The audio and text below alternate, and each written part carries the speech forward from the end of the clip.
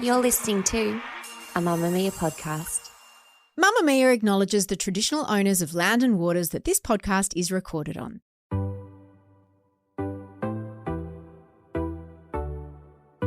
Welcome to No Filter.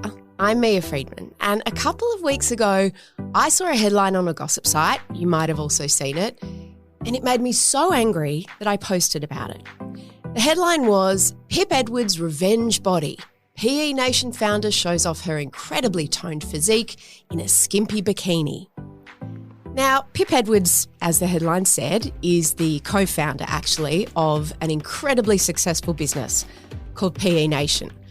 But this article had pictures taken without her knowledge or permission of her at the beach, just trying to live her life, going for a swim. And along with it was an entirely made-up story about how she'd supposedly lost weight to take revenge on a famous ex-boyfriend who'd been in the media because he'd had a drunken drama after allegedly being caught cheating on his girlfriend. Pip Edwards wasn't even there when all of this happened, but her name was mentioned and she was forced to release a statement that became iconic. This is not my circus. In other words, please remove me from this narrative. I want no part of it.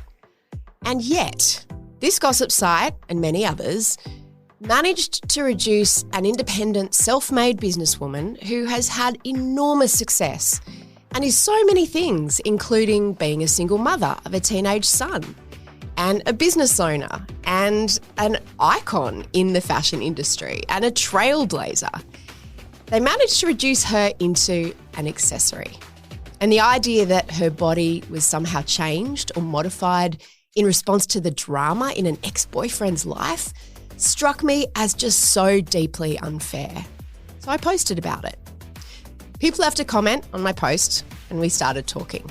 Today you're going to hear that conversation and you're going to get a glimpse of a woman who is finally finding the courage to speak for herself and make her own narrative. How do you reclaim and reassert your identity from a narrative and a circus that's not of your making? You start to talk the real shit. Like you start to really speak your truth. And I guess that's why I'm on here today. Pip Edwards is a force. She describes herself as turbocharged. You'll hear that in a second. And it's always struck me as absurd that such a driven, powerful and successful woman is not just this time, but so often reduced publicly to a socialite or an influencer or a support player in someone else's circus. Well, not anymore. Pip Edwards is finally finding her voice. Now, it was hard to get this interview with you, firstly because you don't talk to anyone, but secondly, you don't have a lot of time. And we were DMing and you said, I have between 12:30 and 1:30 on Tuesday. And I was like, right, we'll make it work. I'm so sorry. No, that's reflective of your life. Yeah. If I looked at your life from paparazzi photos or Instagram, I would think, but what does she do all day? She just has to get ready to go out and take some selfies. Just do Pilates all day long. long. Do a Pilates class. Can you talk me through your day yesterday from the minute you woke up to the minute you went to bed?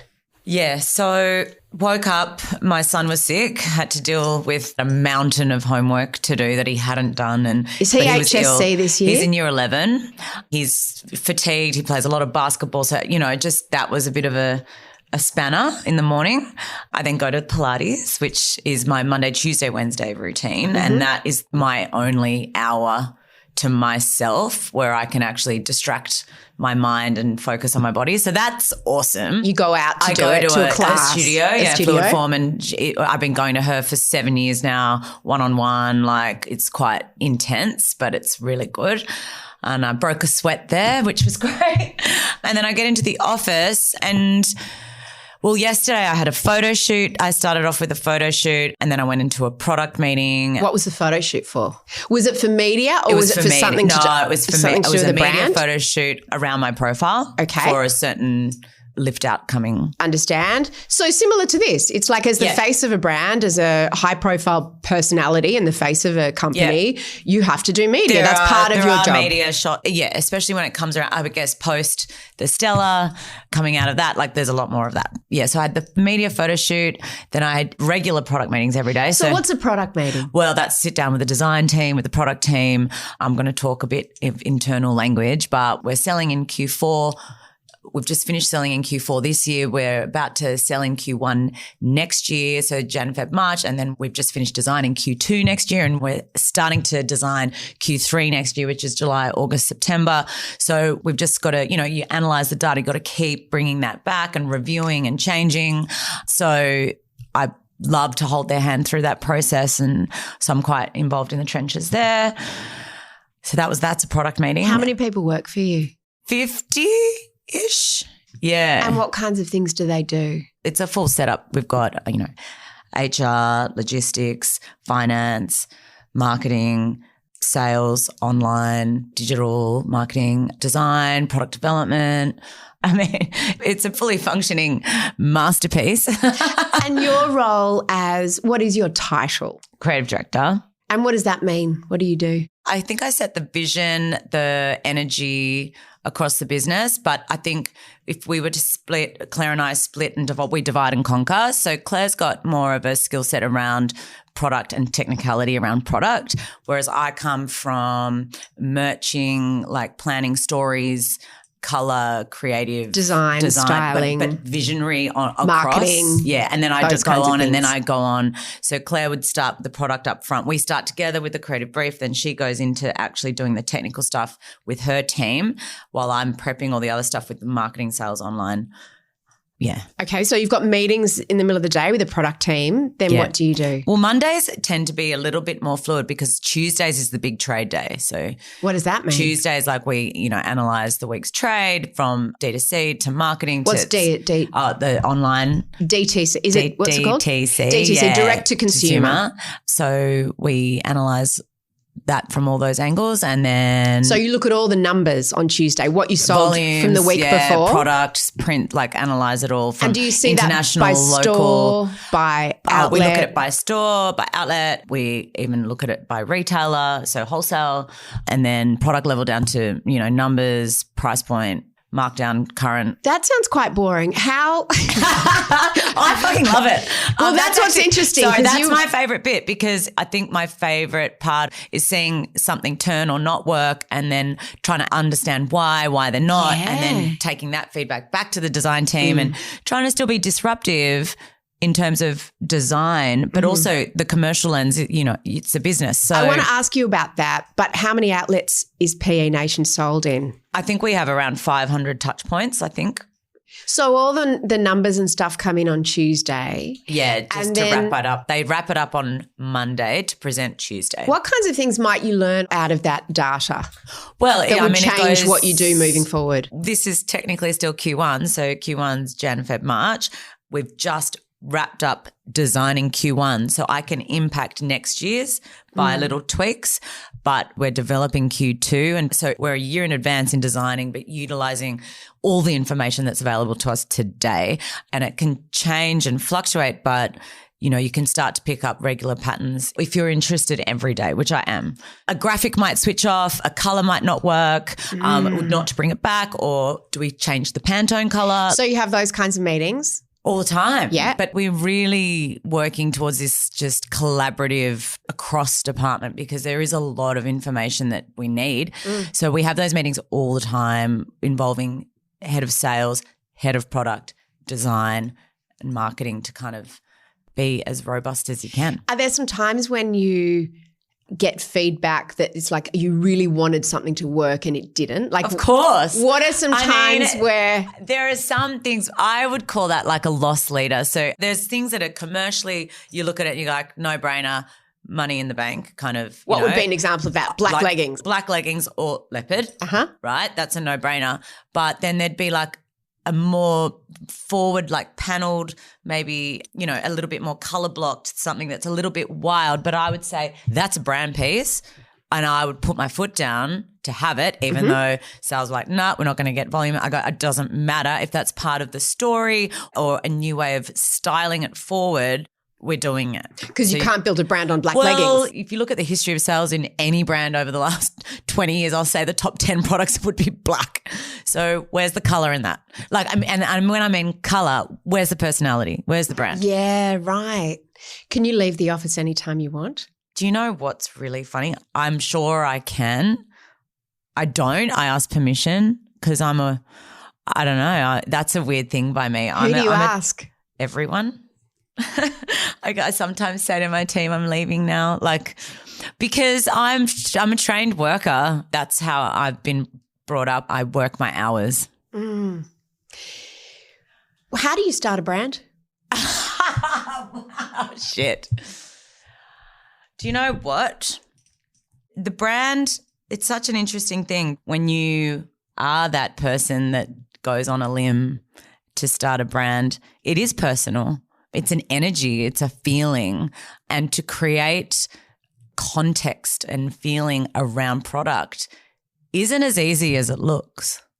You've got to be really authentic and really believe it, and you've got to live and breathe it and all of that. And when you're so clear on who you are, what your energy is, what your vibe is, the DNA, it makes the whole process a lot easier. So, know who you are, know what you're going for, know what you stand for. It's more of a marketing exercise, really. Like, why do you need the product? And how do you what problem is the product going to solve? Yeah. You had worked within big brands before, yes. well-established brands, yes. although Subi wasn't that well-established when you were in on the ground floor of Subi, weren't you? Yeah, at the early in stages. Subi. I got to Subi in early 2004. Was that before or after the Rats? That was after. They did the Rats in 2001. That was when the Rats came down the catwalk at Australian Fashion Week. Yeah, and made a lot of noise. I got there. You know what? Subi is an anomaly. Like, I learned a lot there from the boys' club, but they did not compromise on who they were. They were controversial. They were tongue-in-cheek. They had crazy attitude. They were cool. They weren't. How did that go commercially, though? They weren't the greatest in terms of like the business acumen. Yeah. But it didn't really bother them because they were just so reckless with their authority in who they were. That's a prime example of building a brand. I mean, they did. They sold out. I mean, in those early days, the demand was high because they created that demand. And then they added to that with the whole music scene backing it up and the connections and the international network that they had. And then you start to put the numbers and the science and the structure behind it. And I mean, that's really what it needed in those early days. Yeah. And then you were Sass & Bide and then General Pants. So you were within well-established Oh, yeah, and global. brands. I mean, Subi was global. I mean, I left there in 2008 and I went to Sass & Bide straight away. And, I mean, mass Sass & Bide, huge national retailer, loved, and, the girls, such a different creative process. Going from men to women. Yeah, boys club to mum's club. Yeah, what was that like? Yeah, it was amazing because, you could see how much the care and the nurturing was there to staff, but also seeing working mums do it. You became a mum early, I remember, because I became a mum way before any of my peers at 25. How old were you? I fell pregnant at 25. Yeah. So I remember reading an interview with you in those early days, and I'd kind of done my partying and I was a nana by the time I had a baby, but I didn't get the sense that you were. And you were living in Subi land. I was right in the epicenter of a crazy social movement, you were. It was like the eye of the storm. And everyone around us, it was very fluid, music, fashion, party, nightlife, nightclubs. It all made sense. And it was a really hard time. How did you manage that? Well enough. I was so young too. I mean, I was oblivious again. Yeah, like you said, I didn't have many friends that had gone through the process. It was quite lonely being pregnant, to be honest. And the whole body image around, I think I might have been more on the skinny side of life prior, given, how busy we were. And that whole body image change was quite confronting. When you were surrounded by skinny and models. when I was pregnant, I just, And obviously working in the industry, it's kind of hard to wrap your head around how drastically your body changes. What did it do to your headspace? Well, at that time, there was a lot going on that I don't remember it being a great experience, but I don't really remember it. I'm almost like blocked it out. But Dan was traveling a lot. Subi was going through a lot of change. There was, potential investors from the US. So I spent a lot of time kind of, dealing with that. I had my parents though. Why did you decide to have that baby at that time? Because on paper it was a terrible time. We did make a decision to have a baby. Like it was a conscious decision. So Dan, your partner at that time, the father of your son, but Justice. we didn't realise, I guess, how quickly it would happen. You'd been dating for a while. You were working together. Yeah, and you're on contraception for a long time prior to that. Why did you want to have a baby at that time? Because you were just madly in love? Yeah. It seemed like a big adventure. Well, I think it just, if anyone really thinks about having a baby, are you really going to have one in a sense? Like if you really went through the nuts and bolts and the change and everything. Like on paper. Sorry, I'm just like being honest. Yeah. It's like nothing's going to prepare you for what a baby brings. But if the love and the energy and the passion and the excitement's there and you're swept up in it, well, there's no better time.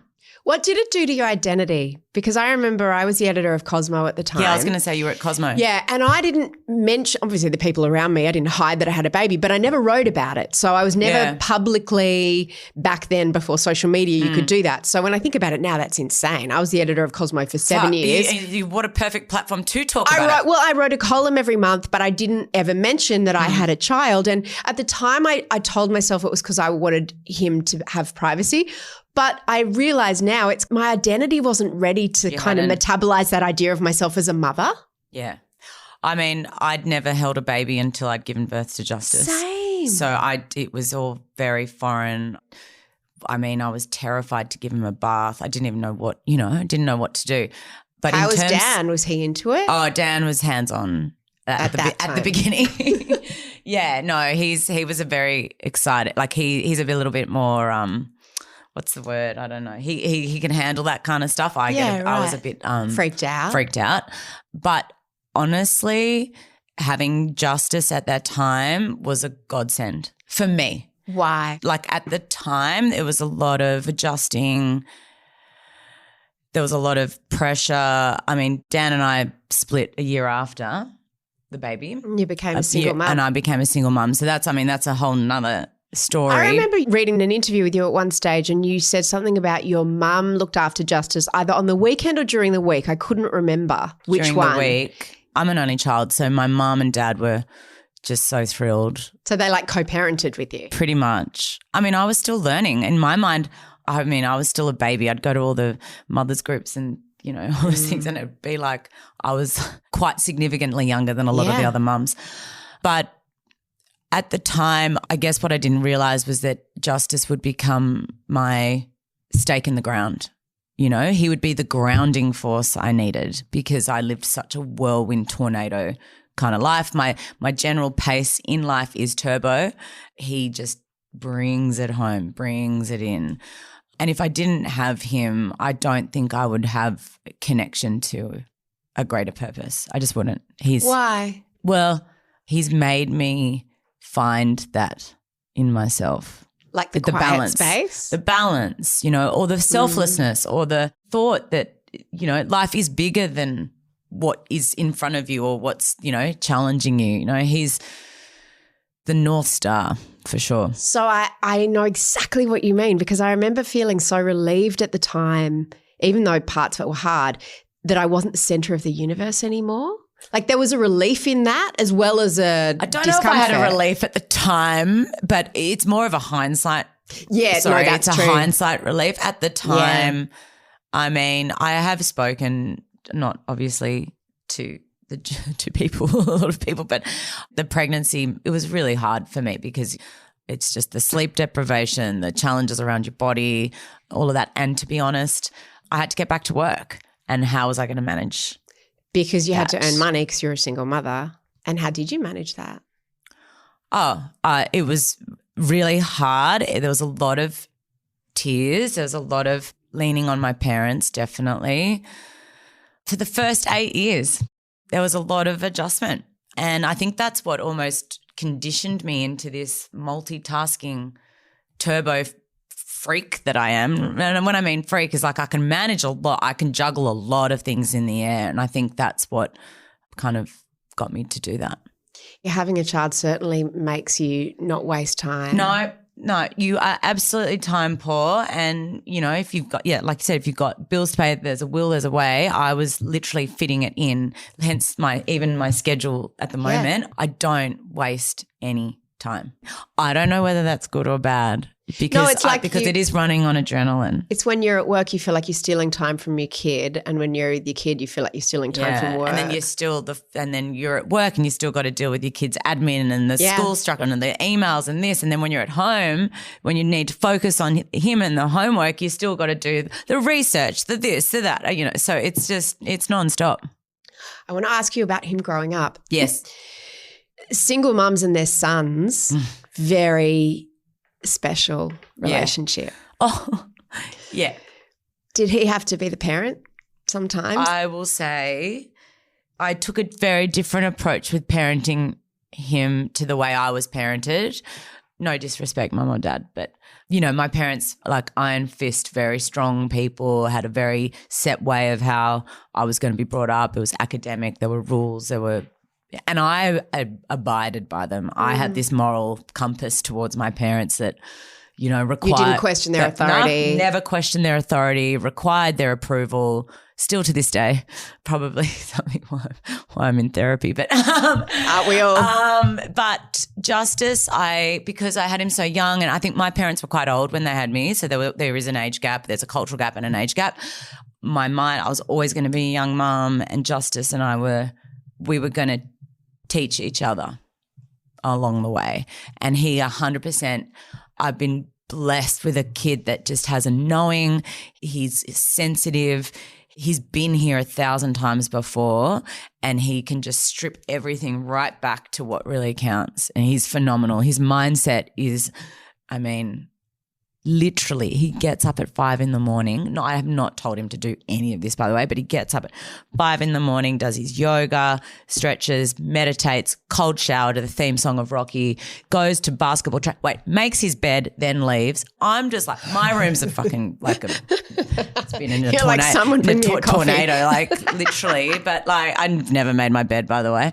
Some things you can and can't teach your children, and they just either they know and it's how you kind of nurture that and allow them to flourish that way. But I've learnt so much from him. Just when I get a bit caught up in my passion, I'd like to say, or my emotion, he can just go, Mum, it's actually not like that. He can ground you. Yes. And also call you on your shit. Calls me on my shit. Doesn't like it when I call him on his though. After the break, Pip speaks about the hard parts and the incredible parts of being a single mum to her 16-year-old son, Justice, including what it's been like to co-parent with her ex, Dan Single, and the fallout of his catastrophic injury a few years ago.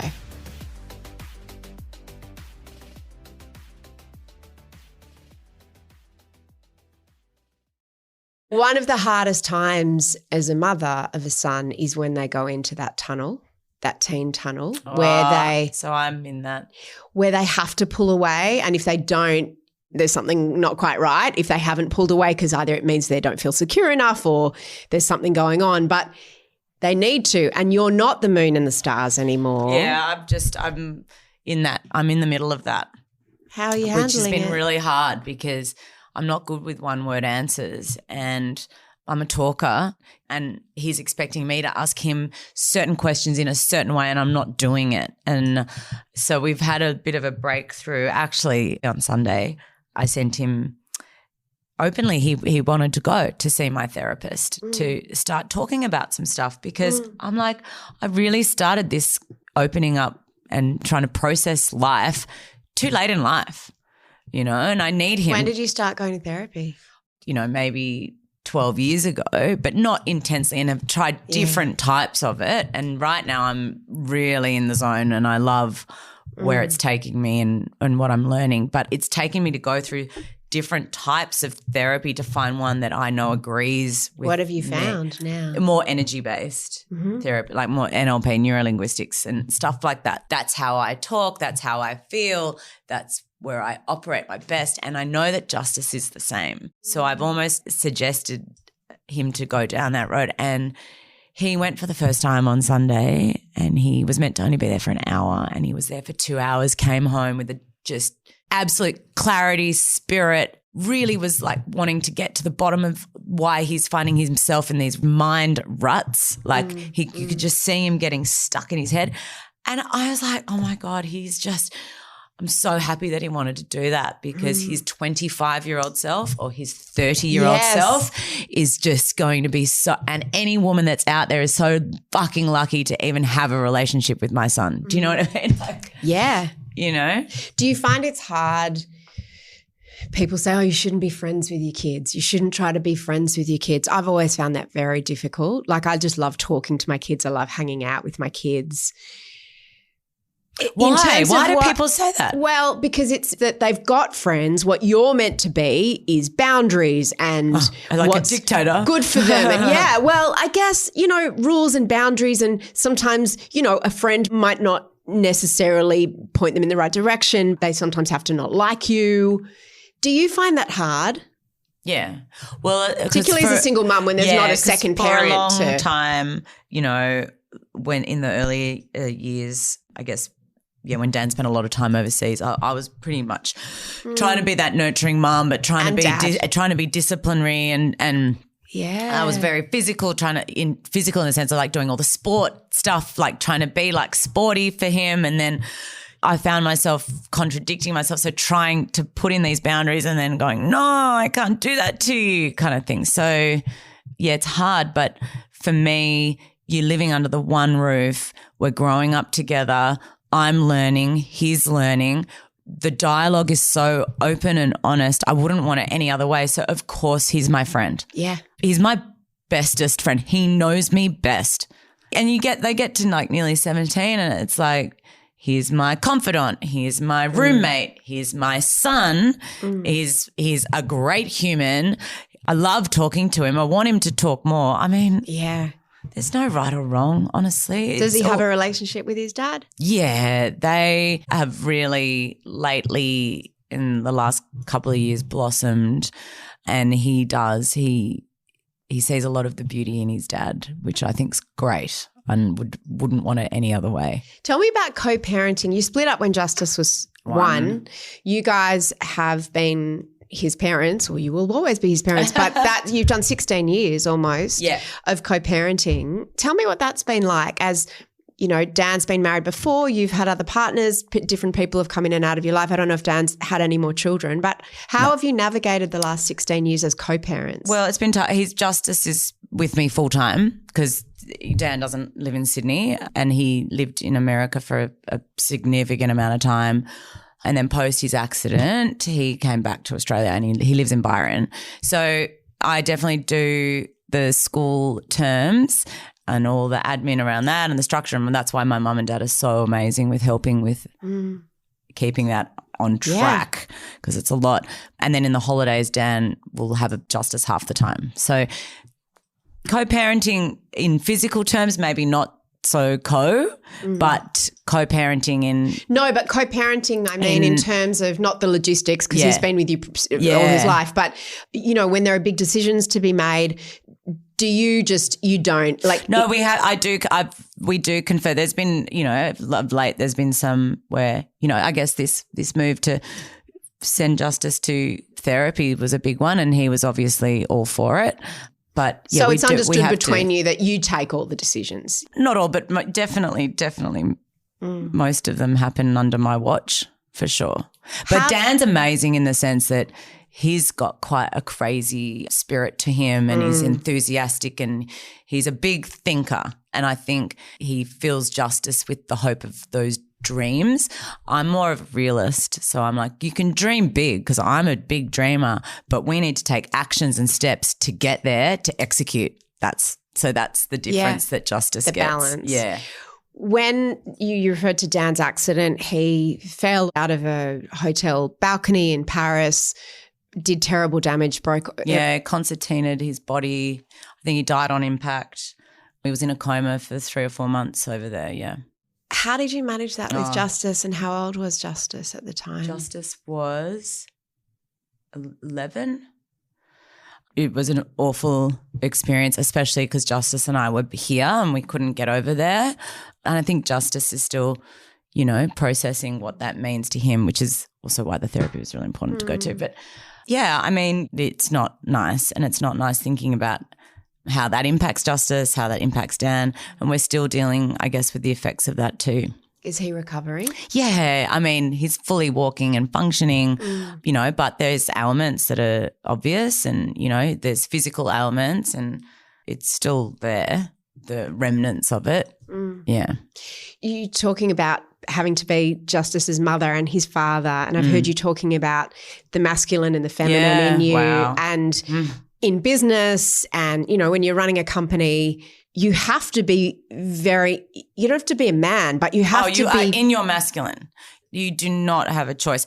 I've been put in situations that are a byproduct of a situation. Like, I'm a single mum. I'm also an only child, a single mum, raising a son, trying to run a business, run a household, do it. Of course I'm in my masculine. You have to be making decisions all the time. I'm only learning now how to be more soft and vulnerable in a space where I feel safe, but it requires me to feel safe. It's hard to switch, because I know what you mean. You're at work and you have to have armor and you have to do all of those things. And then in a romantic relationship. But then you have to feel safe in a romantic sense too. You do. And history would say I'm not sure if I've ever felt safe. How good is she? That actually isn't the end of our conversation. The rest of our chat is available for Mamamia subscribers, and that's where we delve into her past relationships. I think there's also a certain type of man who is very attracted to a very strong woman. Yeah, but then they like to change them. Breaks you down.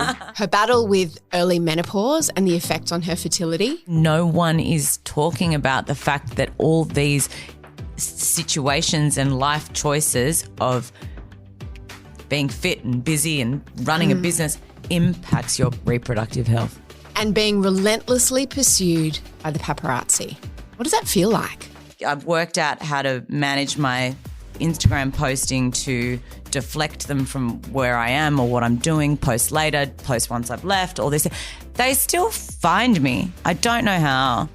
That episode is available right now for Mamamia subscribers, and there's a link in the show notes if you want to listen or subscribe. Thank you so much to my guest, Pip Edwards. Check out her brand, P.E Nation. It's awesome. The producer of No Filter is Emmeline Peterson. Our executive producer is Eliza Ratliff, with sound production by Madeline Joannou. I'm Mia Friedman, and thanks for having me in your ears.